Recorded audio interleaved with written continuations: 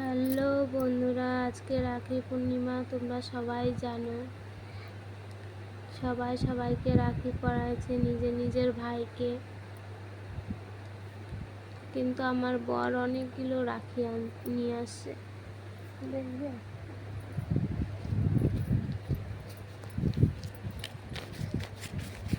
দেখাচ্ছি, থামো।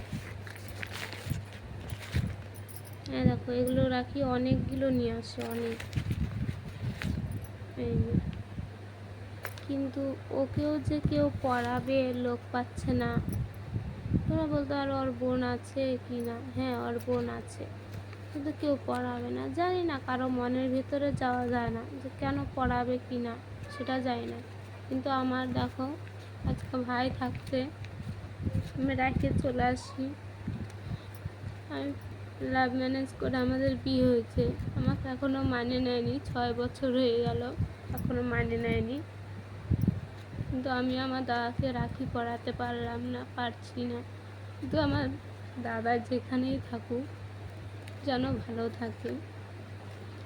ওর উপরে যেন কোনো ঝড় যেন না আসে, সব ঝড় আমার উপর দিয়ে আসুক, তবু মানে নেব। ওর উপর যেন কোনো ঝড় না আসে।